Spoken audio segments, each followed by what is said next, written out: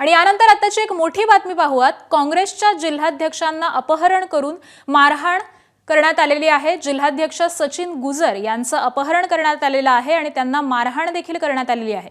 सकाळी फिरायला गेल्यानंतर दोघांनी जबरदस्तीने त्यांना गाडीत घातलं आणि त्यानंतर मारहाणीनंतर अज्ञातांनी गुजर यांना रस्त्यावर सोडून दिलेलं आहे। आमदार हेमंत ओगले, सचिन गुजर श्रीरामपूर पोलीस ठाण्यामध्ये आता दाखल झालेले आहेत आणि अपहरणकर्त्यांवरती गुन्हा दाखल करण्याचं काम हे सध्या सुरू आहे। नगरपालिका निवडणुकीच्या धामधुमीमध्ये ही एक मोठी घडामोड घडलेली आहे। काँग्रेसच्या जिल्हाध्यक्षांचं अपहरण करण्यात आलेलं आहे आणि अपहरण करून जिल्हाध्यक्ष सचिन गुजर यांना मारहाण देखील करण्यात आलेली आहे आणि त्यानंतर त्यांना रस्त्यावरती सोडून देण्यात आलं।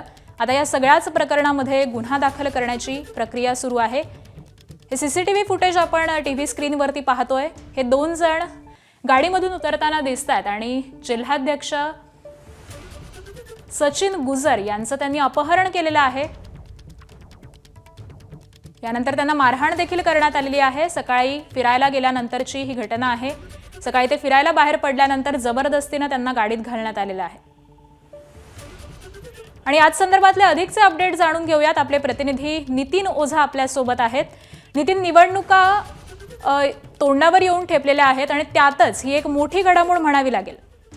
आकांक्षा, निश्चितच जर पाहिलं तर नगरपालिका निवडणुकांचा प्रचार आता वेगाने सुरू झालेला आहे। प्रत्येक ठिकाणी आपापल्या सगळ्या नेत्यांची प्रतिष्ठा पणाला लागली आहे। श्रीरामपूर मधला विचार केला तर तिथे महायुती बरोबरच महाविकास आघाडी आपापसात निवडणूक रिंगणात आहे। त्यामुळे कुठेतरी आज सकाळी ज्यावेळेस जिल्हाध्यक्ष आहे सचिन गुजर आहेत काँग्रेसचे, सकाळी मॉर्निंग वॉकला गेले होते आणि 7च्या सुमारास ते मॉर्निंग वॉकला जात असताना एक 4चाकी वाहन त्या ठिकाणी आला आणि त्या वाहनातून उतरलेल्या दोघांनी त्यांच्याशी काहीतरी चर्चा केली। चर्चा केल्यानंतर त्यांना बळजबरीनं गाडीत बसवून नेलं। त्यानंतर त्यांना मारहाण करून पुढे रस्त्यात सोडून देण्यात आलं। त्यामुळे नेमकं ही मारहाण कोणी केली, नेमका हा सगळा प्रकार काय हे आता लवकरच समोर येईल। या प्रकरणी आता जे श्रीरामपूरचे काँग्रेसचे आमदार आहेत हेमंत ओगले असतील आणि जे कार्यकर्ते आहेत काँग्रेसचे ते आता श्रीरामपूर पोलीस ठाण्यात पोहोचलेले आहेत। त्या ठिकाणी गुन्हा दाखल करण्याचं काम सुरू झालेलं आहे।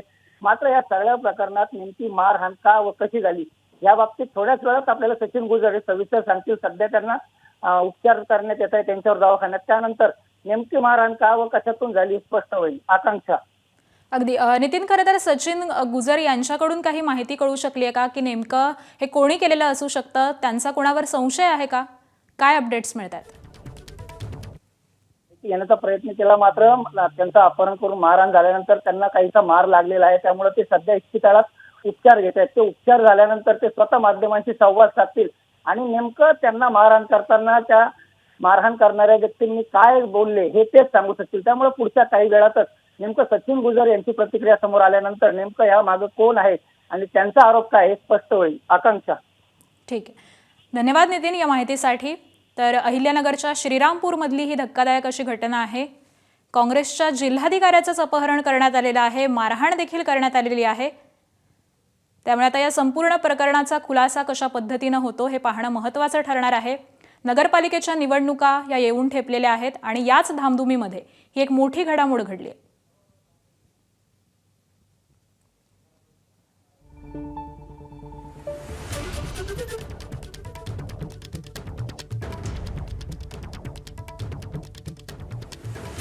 तर काँग्रेसच्या जिल्हाध्यक्षांचं अपहरण करण्यात आलेलं आहे। अहिल्यानगरच्या श्रीरामपूर मधील ही घटना आहे।